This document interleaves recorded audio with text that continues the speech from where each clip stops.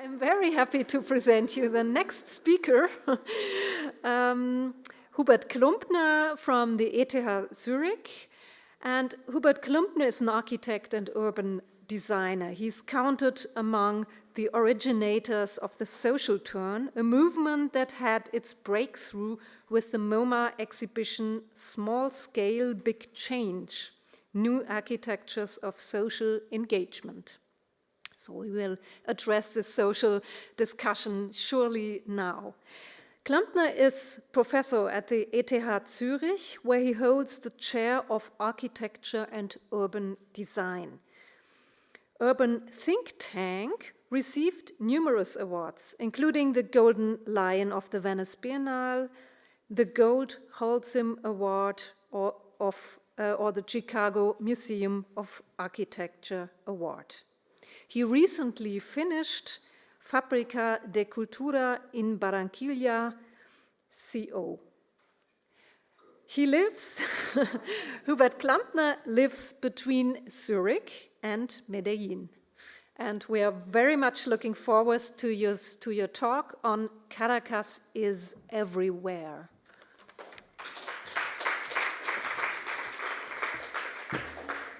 So, despite the gong, there are still people here, which is very nice, thank you. It's always hard to save some ideas for the end, but I thank you all, not only for being here, but also obviously for inviting me, in particular Stephanie and Ulrike Gross, the director, which couldn't remember really that we met 20 years ago. But I still think the motto, in Caracas, by the way, and the motto then was actually Caracas Blade Runner in the Tropics. That was provocative, but I think it was very fitting also, just listening to your presentation of Parque Central, because what else is Parque Central? It's Blade Runner in the Tropics.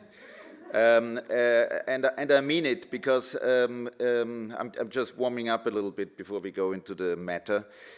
When 9/11 happened, they actually used Parque Central as a reference, because around the same time, one of the towers was on fire, just in the middle of the city. Papers were flying around everywhere, and the entire tower was on fire until it wasn't on fire anymore, because nobody knew how to extinguish it. So just giving you the drama of Caracas, because I think that these presentations have not yet really brought you in the frame of what Caracas is. Caracas is not a city. Caracas is, many people said, a climate. It's wild. It's really a wild city. I'm telling you that because when Levi-Strauss went to Sao Paulo, he talked about Sao Paulo as a wild place, and his argument was that if you go to one part of the city and you return in a week, you won't recognize it anymore because it has changed so much. And I think that is also giving us a linkage not only in cuerdas from one side of the world to the other, but I want to open up a bit the context of Caracas as a place of artistic possibilities, but also as a place of a model of modernism that has failed, I would say. Therefore, I like to talk about the contemporary situation and the contemporary imaginary also that we see. And hence, Caracas is everywhere, invites you also to think about what you're going to see here in Stuttgart or anywhere else. And on the other hand, when I arrived in Caracas, which was in '94, that is the year when Gego passed away, but I was thinking many times, without knowing really Gego at the time, because I started to work in offices first before I founded with a partner my own office. I thought many times how this was when people arrived in a place where there's nothing and everything is possible. I think still this sort of feeling in Latin America exists. And we start with a view. It seemed almost like Parque Central is the tallest point in the city, but that is not true, because what you should see here, maybe we can turn the lights down or off, because then you see it a lot better. Can you turn the light off? No? Okay, just see this here. What you see down there is in the moment Parque Central, and behind us is actually Universidad Central. So you're in a hinge on the top of the mountain of San Agustin, We made these images with a drone there while we worked on a project to build a cable car system up to this mountain, because we said this is not a mountain full of houses, but a house the size of a mountain. And I think that already shows you this change of perspectives. I would say as my first proposition here, as a theory of change, there is no scale in Caracas. You know, you can work on the small, on the big. There's always a smaller or a bigger one, and there's also no scale in time. I think there's a fourth dimension. We heard that very much in your presentation also, and also in the presentation of Hanya before. I think there's a huge element of a kinetic element, but not of an art piece, but in the entire city. Hence, my proposition is also, I'm not going in the detail of the text, but I'm trying to make a circle here. It is an idea of the future. What is embedded in this title, which was the first solo, or one of the first solo exhibitions, it was actually already in '74. She had an exhibition just after the dictatorship, because to my mind, that this is all speculative. I'm not an art historian, I'm a designer. I'm teaching, but I have a very different perspective. I would say this idea about the future is very strong. Caracas is a city about the future, but the future also shows you the failures, the trade-offs, what didn't work. And I follow this year 3000 image with an image on the year 2000. This is from a magazine. I love to save cutouts of magazine. I have piles, sacks at home. And this is when I was a kid, from the 1970s, a German magazine actually called Scala, and it showed you the city of the year 2000, a vision of the future. And in the past there, in the back there, you see actually all of what you showed. You know, Kenzo Tange, Parque Central, it's all there. But what was actually a vision of the future, self-driving cars, you remember? That was for 2000. We still don't have them. But it looks actually pretty sad. And here I tell you another strong thing that Caracas has. Nature. There's wild jungle in that city. Actually, Mark Wigley, who was the dean in Columbia University when I taught there, I took him once to Caracas, and he said, Caracas will never lose the vocation as a jungle. And the jungle, the word jungle comes actually from India. It means wild. It's something wild, like an untamable animal. And I think that is also something that we should never forget. And I think also when Gego arrived in Caracas, she must have felt obviously like a migrant, totally curious and looking around what's happening around her. And I feel that that this explosion of this public art, to my mind, and I saw all those pieces standing around in the city, and I saw some of them actually disappear. I saw them and then they were gone. I had no idea why they were gone. Were they in repair? Did somebody steal them? Everything is possible. But certainly they were not there anymore. And I like to continue also that perhaps, right, it's all speculative what I'm going to tell you, no certainty here.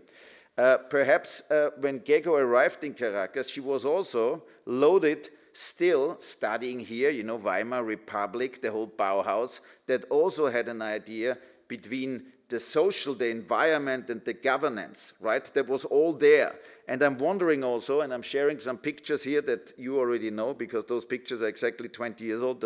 Those are from André Cipriano, a Brazilian photographer who we invited at the time to work with us in our office.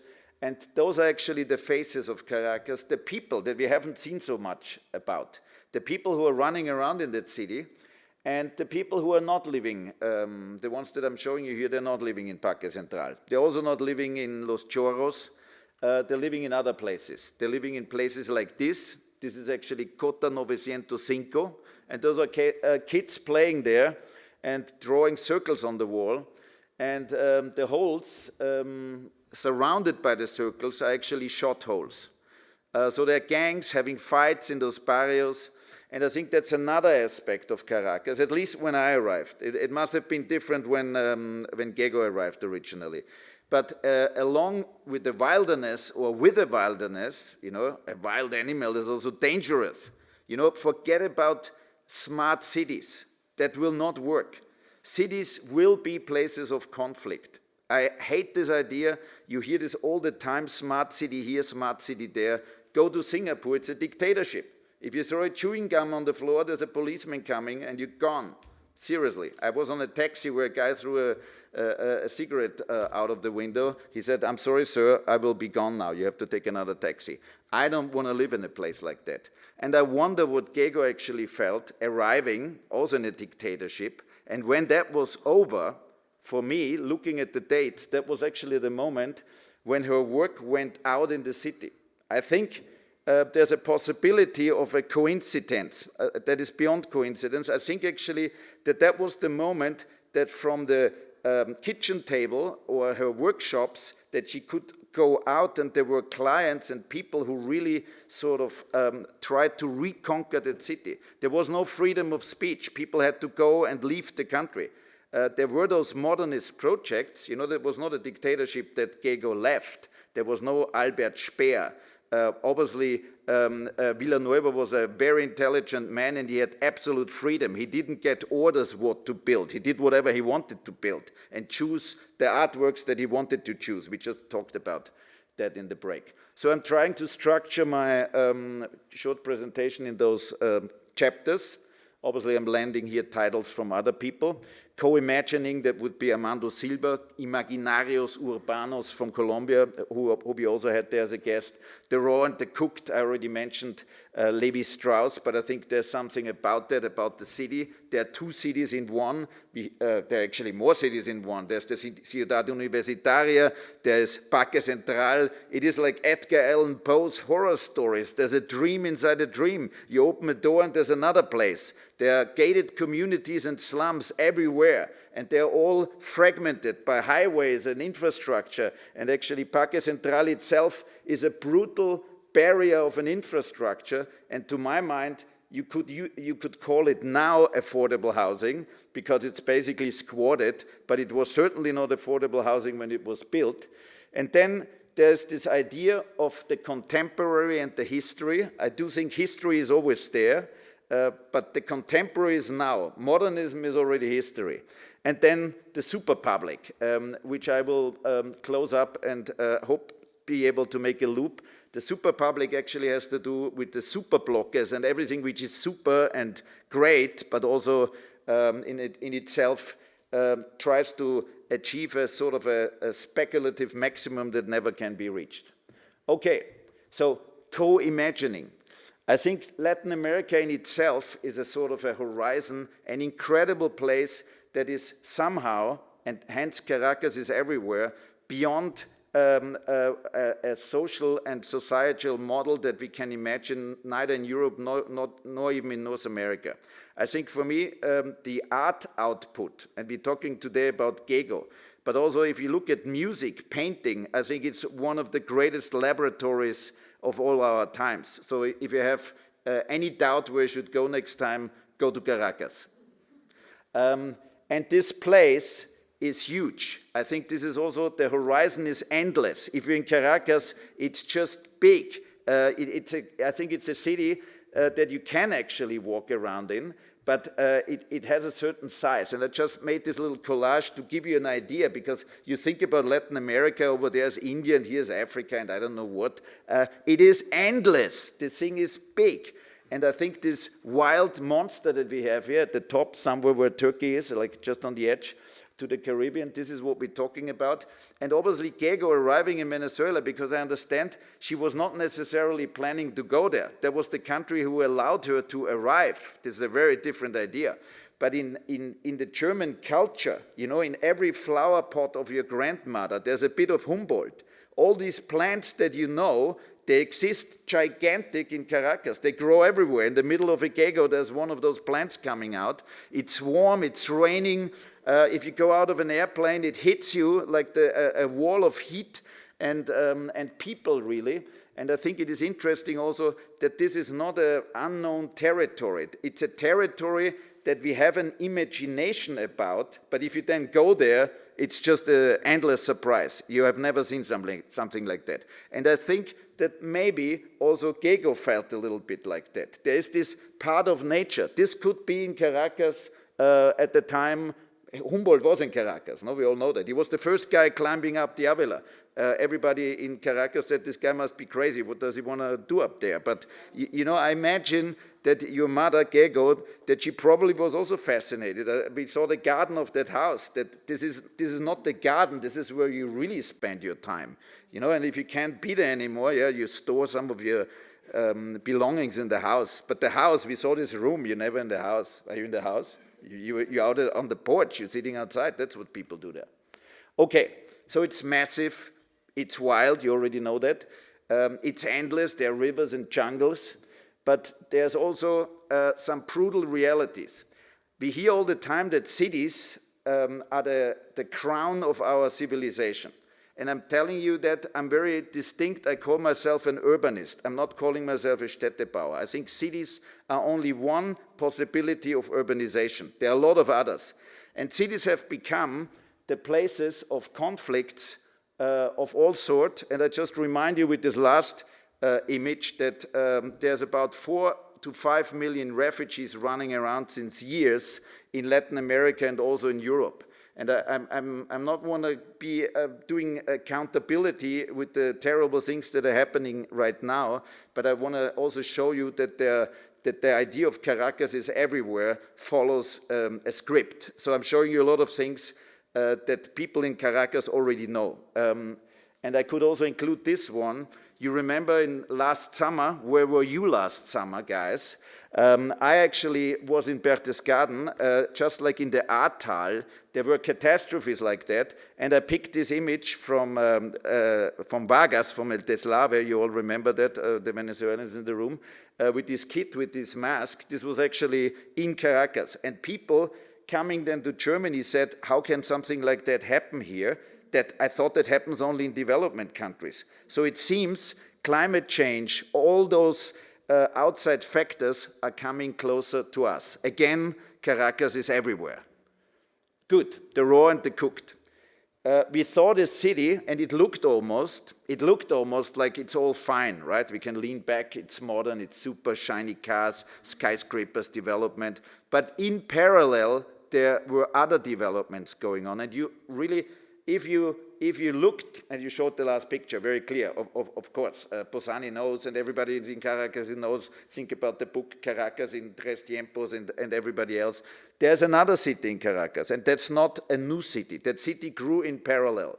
So next to the centers of knowledge, of banking, of commerce, of success, of international cooperation, grew a city of problems, crime, uneducation, no access to infrastructure, no structure of whatsoever.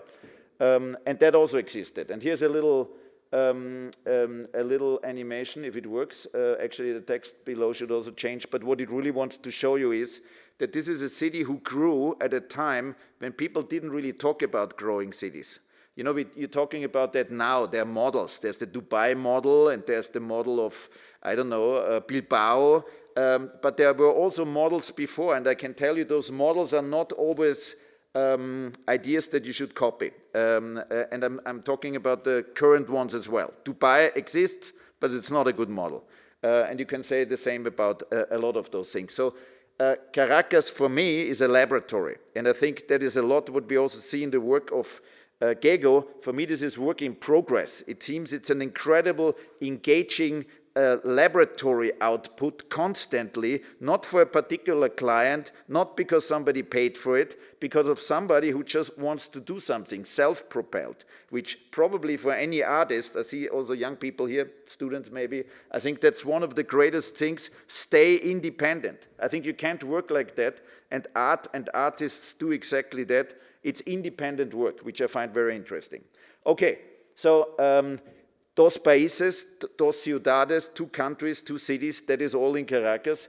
And it is so appallingly grave, this sort of inequality that we find in the city of Caracas. And I would say it exists obviously everywhere in the world. We just don't feel so much about it here, but we're sitting in the same boat. We are on the golf course, sitting in the museum, and outside there I saw some guys sitting around in the Schlossgarten who could almost be from the other side. I think this is, again, Caracas is everywhere. I just want to keep that, that motto up. And it becomes most obvious when we look at the barrios, this is not in front, this is in Petare, but it could be just, we could just think about it that there's Parque Central, it's the same situation. It is really, and I would like to point it also out, it's a model that you find in South African apartheid city building handbooks. It's the same model, and we're building this model over and over again in our cities. We are building it actually right now also in Europe. It's a model that is based on fragmentation. And I'm wondering, again, we heard Cuerdas is sort of connecting in a small patio institutions, the museum with the outside, but you know, who connects, so to speak, on a bigger scale?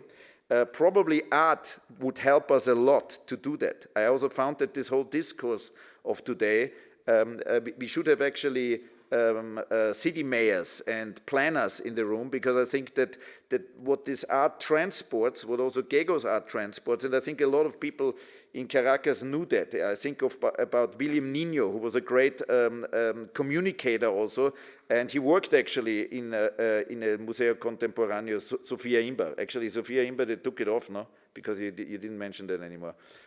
But she invited actually Gego, to my knowledge, that she was actually at the very beginning in the collection, right?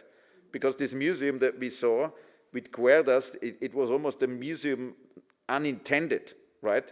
It was a museum that grew over time because it's a museum that more followed the logic of the barrio than of a traditional museum, which I find actually very interesting. So maybe this is also a connection. And I'm just giving you here a few impressions. When you went to City Hall in Caracas, you could look out of the window, and there was a huge mountain full of houses. But if you looked at the maps, you know, what people used to plan, infrastructure, post offices, kindergartens, I don't know what, it said, you hardly can read it, it says actually Zona Verde, it says green zone. And only later, people started to map those areas. It was something that nobody really wanted to recognize, because the bad thing is, if you in infrastructure design or in governance, once you recognize that it exists, then you have to take care of it. And that is a sort of a problem. The care problem is a big challenge. And it showed you actually that also the city somehow and the country altogether is bankrupt, let's face it, under this current government. I don't know how to say this best, but you know, Goethe said once, architecture is frozen music. I think Caracas is frozen politics. You can really see what bad management does, and we can only hope that there's some way out of that. And again, Caracas is everywhere. I think a democratically elected dictator, that is something we should be really watching out for. Okay, I chose just one of the projects that we did, and I'm not saying anything about it because that would be the wrong platform, but I want to show you my Cuerdas, just in a little anecdotal way. I want to show you my Cuerdas, building, so to speak, a little forest of cable cars up to the top of the mountain, because I know this is more sort of a tongue-in-cheek a picture that transports that, but I also thought to myself that a lot of the work, just like my question earlier about the hammock, I find these places incredibly inspiring, right? We talked about large-scale sculpture in public space, and Caracas is in itself, you know, with the mountain, the Avila, the hotel of Thomas Sanabria on the top, the whole thing is a sculpture. And you move around there, and it's incredible topographic in its views, and I think it's only logic that then you have those objects. And I know that Gego didn't like to call her work objects, right? I read it in this 3000 article. Sorry? Sculptures, yes, yes. And I also added this picture, a little bit bad in its, not very sharp, but it shows you one thing, which I find fantastic. You know, when Gustavo Dudamel gave a concert in La Vega, I think La Vega transformed for a moment in the most incredible concert hall in the world. Because what is actually a little space in a barrio, and those spaces almost don't exist. Usually up the mountain it's a stair.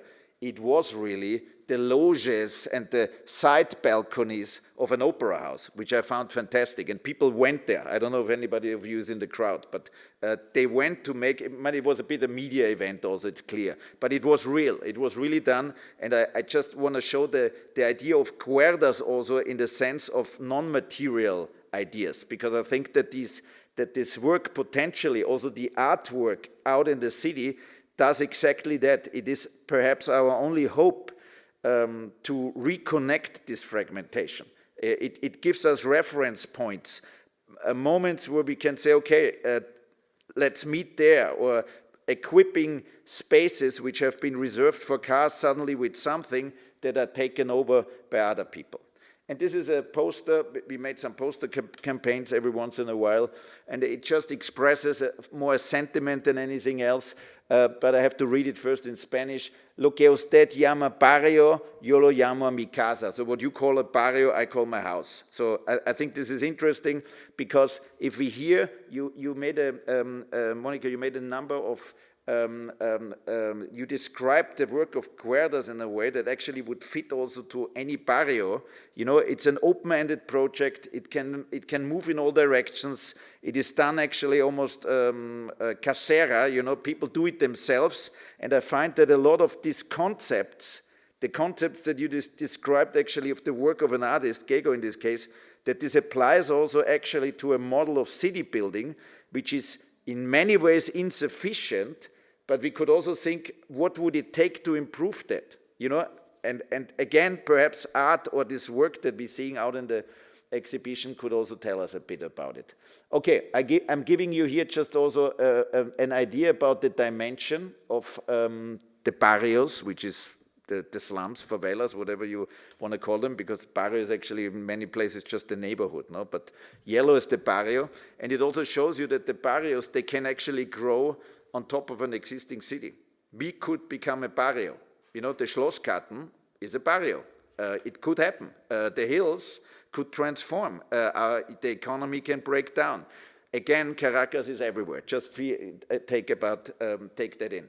And I want to show you here a short series of images that demonstrate actually what modernism really is. So what you see here is not a photo montage. It's real. Everybody who was in Caracas will support me here, because otherwise you could say, well, what did he do? Did he try to make a nice bricolage here? This is actually not Parque Central, but it's a tower. Count the floors. It's a tower. It's a towering mountain of houses. And then you find other things. People did actually try to make social housing, but this is, I would call, you almost already showed it. We saw Cedric Price, you mentioned Cedric Price, you showed Ken Sotange. You didn't show Walking City or Plug-in City, because this is Plug-in City. Somebody put an infrastructure there, water and electricity, and everybody else plugged into it. So again, Caracas is everywhere. We can read, if we want, we can find those concepts and we can see them. And we can scale that thing up. Look at that. More of those houses and more of the barriers to plug in. It can also work as a symbiosis. We could actually cooperate. We could collaborate if we want. We could do this together rather than separate. And then, of course, we can also pack the whole thing in a squat, in a structure. And that taught me one thing. You know, when I was a student, people told me if you wouldn't have a facade on a skyscraper, people would fly out of the floors. 30th floor, the wind would blow you out. It is actually as crazy as people in the 19th century said, if you step on a steam train, which went about 60 kilometers per hour, your body will disintegrate. So you can have a skyscraper without a facade. You can have it. Without an elevator, without air conditioning, this is all possible. I think the possibilities are infinite to hybridize modernity with the indigenous and with the idea of what people maybe built for themselves. You can hybridize it.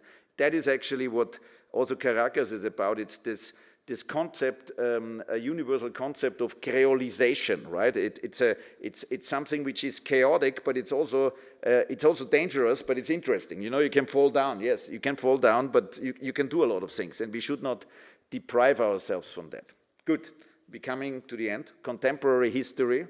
I think history is always there, and we should never forget it, because it teaches us a lot of lessons. But it's also contemporary, and I'm avoiding modern, because modernism in Caracas is already history. If you go to the famous modernist houses, we heard today already about Neutra. You know there's green algae swimming in the pool, and the jungle is taking over. So modernism is actually something else than you read in the textbooks. It's not that white space that you paint. It's actually an old tasca in Parque Central. There are old tascas. So some Spanish guys build an old house in the middle of the corridor and sell Spanish food there. That is what modernism has become.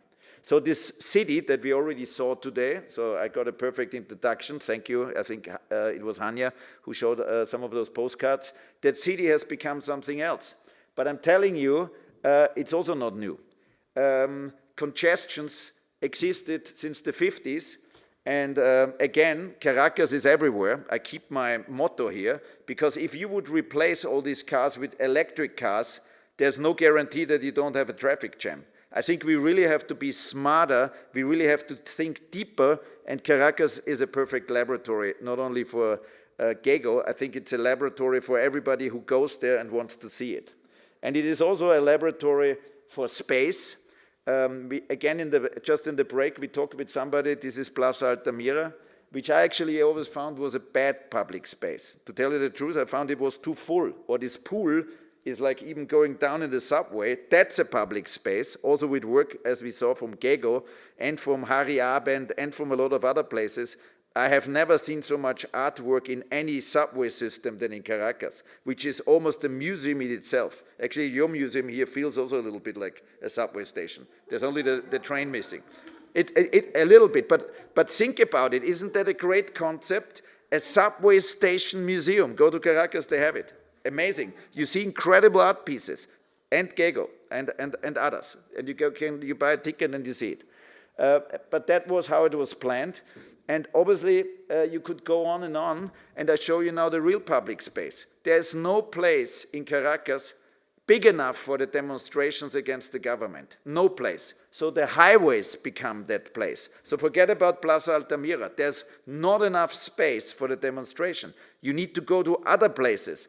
And here you see also, again, the kinetic, the liquid potential of the city of Caracas. You can do a lot of things in a lot of places if you only allow yourself to think about the possibility. Modernist concept would say, here is mobility areas, and over there is housing, and here we live, not in Caracas. I think home office homes, highways to play on, parks to park your car, everything. There's a lot more alternatives. We should never forget that. So that is what we think a highway is. So Caracas invented other models. Okay, so we're coming to the last part. This was also a piece of the poster series. We saw already the Ciudad Universitaria, but I think it's fair also for closing this brief conversation. It's fair also to go back to Carlos Raúl Villanueva under the perspective of the people that I showed you at the beginning. So in the dictatorship, barrios already existed. We met people who were actually the first people who were expelled from that area. There was before actually, like in El Conde. El Conde was actually, we heard so much about the Conde, but the Conde was a 1-2 floor neighborhood, quite charming. There's still areas with ferreterias, areperas, a neighborhood, like a small-scale neighborhood. And such a neighborhood had to be erased to build 23 de Enero. And 23 de Enero is one of the biggest social housing projects ever built. I call it the super public, and you will understand in a moment why. It's actually built on the idea of the super blocke and on the graffiti. It's my wake-up call for everybody who's still a little bit drowsy here, missing oxygen, but I'm the last one, so it's, I think you can hold out. Okay, so I'm bringing this comment in because I think, again, Caracas is everywhere. We need to remember. I think our urbanization model, and I'm quoting here Jean Claus, who was the Secretary of Urbanization of UNESCO, he says it's unsustainable in many respects, puts people at risk, creates unnecessary costs, negatively affects the environment, and it's intrinsically unfair. Caracas is everywhere. You know, I think we saw those models on all scales. You just showed them. You know, our modernist city produced actually gated communities is one of the products of the modernist city. The slum is also one. They existed, but not on this scale. So the modernist city didn't only produce Corbusier-like buildings, it produced gated communities and slums on a larger scale. And you can apply that also to the map of the globe. So we're sitting in one. I live in one. I live in Switzerland. It's a gated community. There is no other way than to describe it. Okay, so 23 de enero, we showed this material actually in the Fredericianum a while back in a small exhibition. That was the plan, and I think it's a fantastic proof of concept again. For Caracas is everywhere, because that's the modern city that was built. That's the original plan, executed, money was there, raw materials are sold on the market, and that's exactly what we're basing a lot of our decisions right now on. You know, a lot of people scratching their heads in our European capitals. Where do we get the oil from? Maybe from Caracas. And this is what people made out of it. They filled up the public spaces in the middle, and they build a barrio. But I'm telling you, it's actually an incredible, interesting example. You could say it's a catastrophe. A lot of people do. I'm looking to you because you're from Caracas, and you also saw it. But it is actually also a model to look at. It's a model to look at. Why? Because 23 de enero is a place when the dictatorship ended. This complex was actually called 2nd of December, no? Segundo de Diciembre. But the dictatorship ended on the 23 de enero, so it's a monument in itself. The whole thing is a monument. The title of the thing is like the title of an artwork. 23 de enero, everybody knows it in Caracas. That's the day when the dictatorship ended, and that is what it is. It's a monument of sorts, squatted by people, completed and added in the programs. And if we talk about density, which we also heard today, Parque Central is density, but it is not density of people, it's density of building. And it's also not density of social interaction, and that has been added in this project. And I think that's what makes it so interesting. I'm not going to read those texts, but it just shows you this incredible project executed, and it was the plan to actually stop the squatting and the barriers.